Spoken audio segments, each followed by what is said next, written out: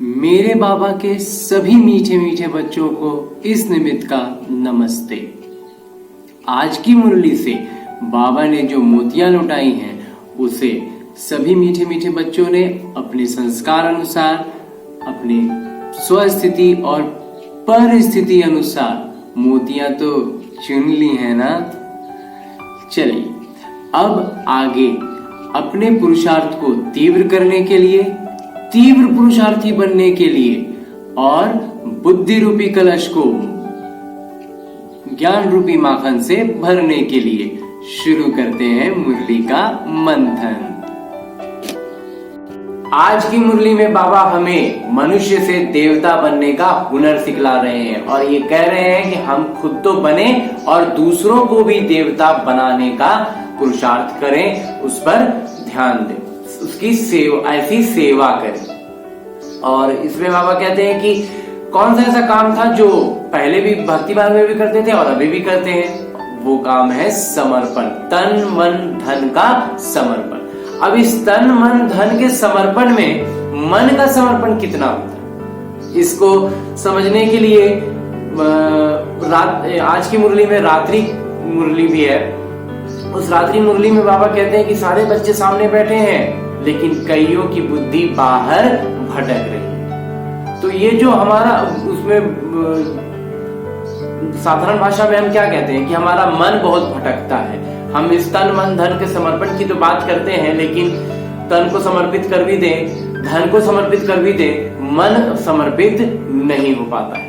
मन से आते हैं, तन से आते हैं लेकिन मन वहां नहीं टिकता है। मन बाबा के जो सम्मुख बाबा के ब्रह्मा बाबा के सम्मुख रहे थे उनके अभी मन भटक जाता था। तो इसके पीछे थोड़ा सा समझने का प्रयास करते हैं कि ये मन जो है, ये मन क्या है।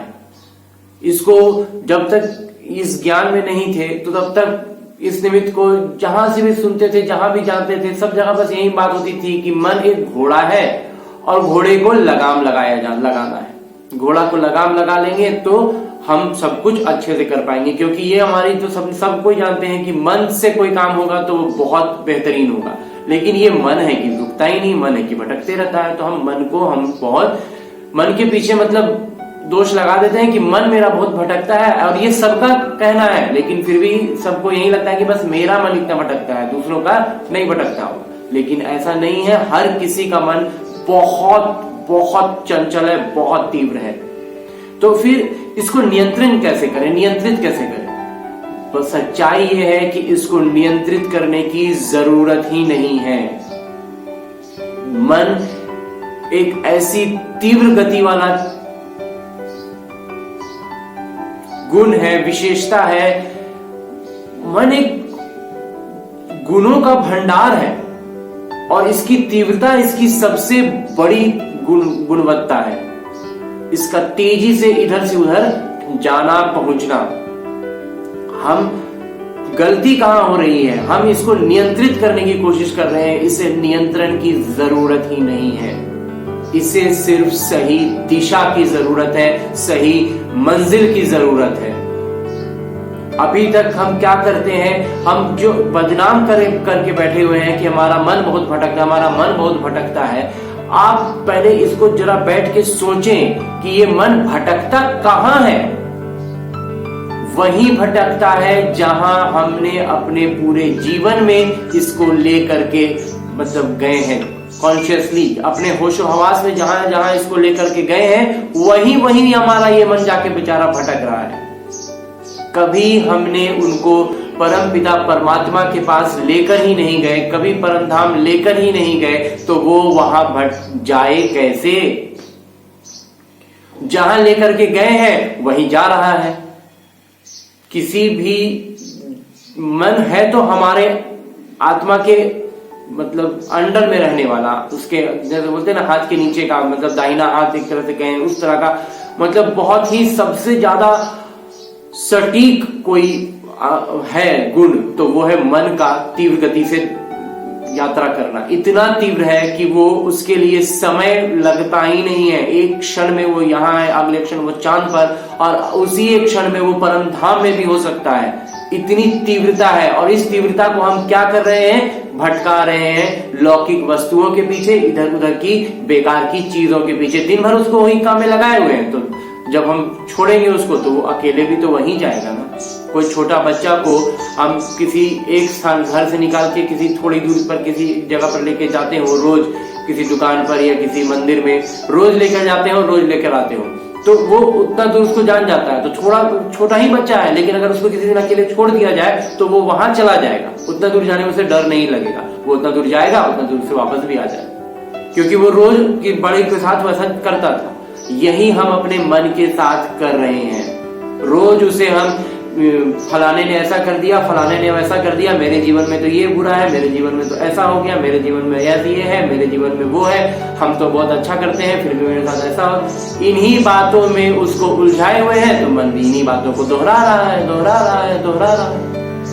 उसको कभी आगे पीछे इधर उधर मतलब अच्छी चीजों की तरफ ले ही नहीं गए हैं। तो अब बात यह है कि अब हम करें तो करें क्या और कैसे। तो इसका सबसे सरल और सबसे सहज जो चीज है, जो बात है, वो है आज के संदर्भ में कहें तो चेंज योर कंटेंट। आप जो कुछ भी देखते हैं, पढ़ते हैं, सुनते हैं, उसको सीधा सीधा बदल दीजिए। हमें लगेगा कि अरे इसका इस सब से क्या लेना देना, अब हमको ये चीज का तकलीफ है और हम फलाना चीज नहीं देखेंगे तो उससे क्या होगा। एक दिन में एक बार के बदलने से नहीं होगा, ये निरंतर अभ्यास की चीज है। और ये निज अनुभव से कह रहे हैं बाबा ने आज बहुत बढ़िया बात मुरली में इस बात को भी बहुत अच्छा स्पष्ट किया है कि हमारा ये निज अनुभव जो है ना, ये बहुत बहुत काम करता है। जब हम किसी अन्य आत्मा को जो अभी उस संघर्ष में लगे हुए हैं उससे उबरने में बहुत मदद करता है। ये निज अनुभव से कह रहे हैं, जो कुछ भी हम जिसको एंटरटेनमेंट के नाम पर, मनोरंजन के नाम पर, जिसको अपडेट होने के नाम पर, हर तरह का जानकारी लेने के नाम पर हम बहुत सारी चीजें अपने अंदर भरते जा रहे हैं। और आज के इस समय में इतना कुछ भरने के लिए है कि ओवरफ्लो हो रहा है। और बस इन सब चीजों को वास्तव में तो इनको पूरा बंद करने की चीज है, लेकिन अचानक से बंद करेंगे तो बंद हो नहीं पाएगा। अगर हो जाता है तो बहुत खुशी की बात है, बहुत शक्तिशाली आत्मा है, बहुत अच्छे गुण है, संस्कार है, तो फिर हम मुरलियों को आगे लेके चलना है। लेकिन अगर तुरंत में नहीं हो पाता है तो करना क्या है, बदल देना है। सिर्फ और सिर्फ अच्छी बातें ही देखनी, सुननी, पढ़नी है। कोई भी वीडियो देखना है अच्छा वाला, कोई भी मनोरंजन वाला वीडियो, क्योंकि ये जो अपनी मत पर हम करते हैं ना, हमें लगता है कि यार थोड़ा तो एंटरटेनमेंट है, दिन भर से हम परेशान हो गए, इतना काम में परेशान थे, ये थे वो थे, ऐसा हो गया वैसा हो गया, अब तो थोड़ा सा मनोरंजन करना होगा। ये मनोरंजन नाम जो है ना, ये मनोरंजन, एंटरटेनमेंट और इस तरह से और भी बहुत सारी चीजों में हम अपडेट भी हमें बहुत चीजों में होना होता है कि अरे इसकी जानकारी रखनी होगी, उसकी जानकारी रखनी होगी, अरे इतना तो कम से कम जानना पड़ता है, इतना कैसे नहीं जानेंगे। ये इतना जानने में रहेंगे तो इसी दुनिया में और इसी दुखों के, क्योंकि वो दुख का ही साइकिल बना हुआ है, उसमें लपटाते रहेंगे, घूमते रह जाएंगे। इस बात को थोड़ा स्पष्टता से समझेंगे, मन को बदनाम करना छोड़ेंगे, मन को नियंत्रित करने की आवश्यकता नहीं है, मन को सही सही दिशा देने की जरूरत है। सही दिशा मिलता जाएगा, ज्ञान बढ़ता जाएगा। हमारा बुद्धि काम कैसे करता है, जो हमारी बुद्धि में हमने सारी बातें भरी हुई हैं, उन्हीं बातों को वो आगे पीछे अरेंज कर करके हमारे सामने लाता रहता है। हर परिस्थिति में ऐसा हुआ था, वैसा हुआ था, उन सब बातों को लाता है। और बस यही छोटी सी एक बात है, बहुत सटीक लेकिन बात है कि हम बुद्धि में मुरली की बातों को भरे हुए रहेंगे, इतना मुरली को गहनता से सुनेंगे, इतना मुरली को दिन में कई बार जब भी मौका मिले और कुछ नहीं समझ में आता है तो सिर्फ मुरली ही सुनते जाएंगे। आज की, कल की, पुरानी, नई, जो मुरली मिलते जाए सुनते जाएंगे। बहुत कुछ क्या होगा कि एक दिन में नहीं होगा, लेकिन कुछ समय तक ऐसा करते रहेंगे तो बुद्धि में धीरे धीरे मुरली की बातें भरेंगी। और जब मुरली की बातें भरी हुई रहेंगी तो हम इसका असर अपने जीवन में निज अनुभव बढ़ते जाएंगे, अपने जीवन में देख पाएंगे कि हमारा निज अनुभव, अरे इसमें तो ऐसे हुआ था। अभी हम कोई भी समस्या आती है तो हम कभी ना कहीं किसी न किसी के साथ ऐसा हुआ था, उसने ऐसा किया था, उसने ऐसा बोला था, इसने ऐसा हुआ था, उन्हीं बातों को घुमाते हैं ना। अगर ये बात मुरली की बातें हमारे दिमाग में चलेंगी तो बाबा ने उस दिन मुरली में ये कहा था, बाबा ने उस दिन मुरली में ये कहा था, ऐसी परिस्थिति में तो हमें ये करना चाहिए, ये होगा। और जब ऐसा करेंगे तो वो श्रीमत पर हम आगे बढ़ेंगे, हमारा निज अनुभव बढ़ेगा। बहुत सरल है, बहुत सहज है। सिर्फ करना है कि बदनाम करना और दोष लगाना छोड़ करके सीधा सीधा हमें आ जाना है। अपने सबसे पहला काम जो करना है वो है अपने जो कुछ भी हम देख रहे हैं, पढ़ रहे हैं, सुन रहे हैं, चाहे वो किसी भी माध्यम से हो, उसको बदल देना है, सीधा सीधा बदल देना है। अभी उसको लेने की आदत अभी बहुत तेजी से पकड़े हुए हैं कि हम दिन भर में 100 चीजें ले लेते हैं, तो उन 100 चीजों को सीधा सीधा बदल देंगे, फिर धीरे धीरे उसकी क्वांटिटी घटाते चले जाएंगे। इसको थोड़ा सा और एक छोटा सा बिंदु सिर्फ रह गया है कि आज की मुरली में बाबा ने जो रात्रि मुरली की क्लास है उसमें बाबा क्या बतला रहे हैं कि हम उसको एक कहानी की तरह ले लेते हैं।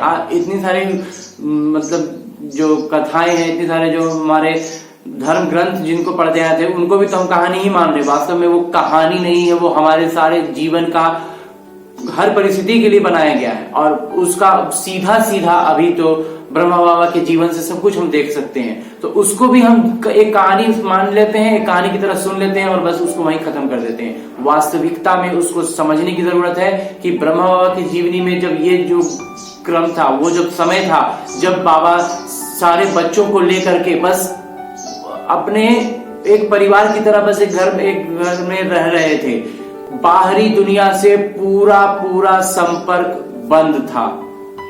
बच्चे जो अंदर थे, ब्रह्मा बाबा को तो कुछ काम से, कुछ लौकिक कार्यों की वजह से आगे बाहर देखते भी होंगे। अन्य बच्चे जो थे, वो दादियां जो थी, उन लोगों ने तो बाहर की दुनिया देखी भी नहीं थी। इतने अनजान, वही हमें अपनी मन, अपनी बुद्धि को उसी स्तर पर वास्तव में लेकर जाना है। बाहरी दुनिया में क्या हो रहा है, कैसे हो रहा है, क्यों हो रहा है, कोई फर्क नहीं पड़ता। बाबा तो बतला रहे हैं कि नाटक में नूंद है, सब कुछ विनाश होना है, तो फिर उसमें कैसे कैसे हो रहा है उसको जान के क्या करेंगे। वो जो कुछ भी हो रहा है उसमें जो भी कर रहा है वो रावण का एक निमित्त है, दूसरे रावण के मतलब रावण का एक निमित्त दूसरे निमित्त के साथ कुछ भी करे, हमें उसको उसमें उलझना नहीं है। हमें बाहरी दुनिया से पूरा सीधे शब्दों में कहें तो संपर्क समाप्त कर देना है। कोई मतलब ही नहीं है, कोई जरूरत भी नहीं है। सिर्फ और सिर्फ बाबा का ज्ञान, बाबा की बात, बाबा की मुरली, बस ऐसा हम जब बहुत लंबे समय तक कर पाएंगे तो हम बहुत ऊपर उठ चुके होंगे। और जब हम एक अच्छी ऊंचाई पर आ चुके होंगे तब फिर हम उस स्थिति में जाते उन चीजों को देखेंगे तो हमें वो बिल्कुल बच्चों की खेलने के खिलौने नजर आएंगे। ये आज की मुरली में बाबा ने बहुत स्पष्ट किया है इन बातों को।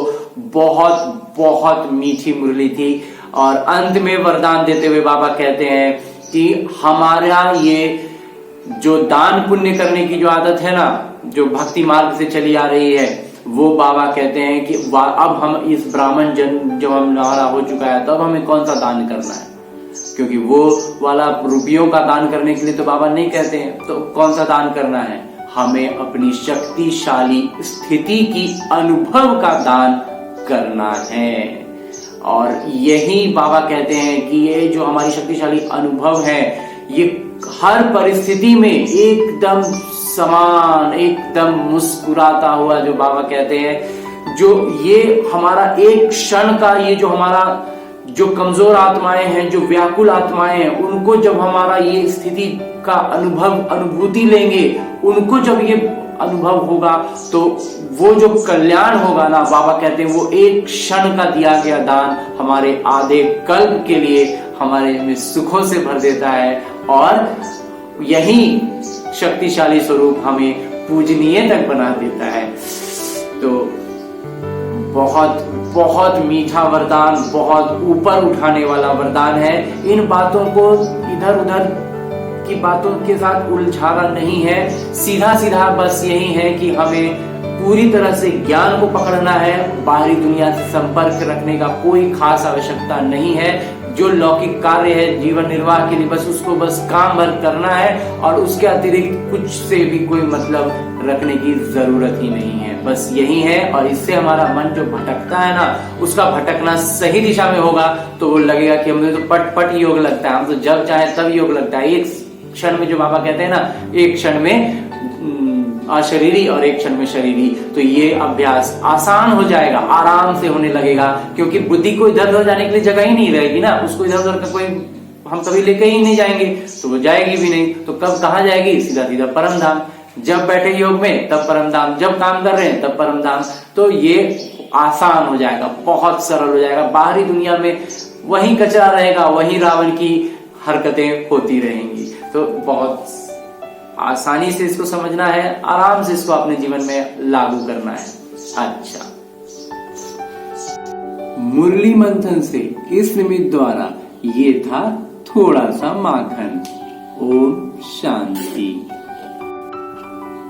मेरे बाबा के सभी मीठे मीठे बच्चे उठते बैठते चलते फिरते काम करते सोते जागते करते रहे मुरली का मंथन।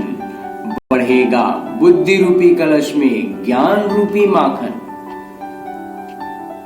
छटेंगे विकार, होगा विकास, बढ़ेगा पुरुषार्थ, होंगे कई निज अनुभव, सहज होगी बाबा की याद, रहेगा अगली मुरली का इंतजार। तब तक सदा है सर्वदा है मेरे बाबा का प्यार। ओम शांति।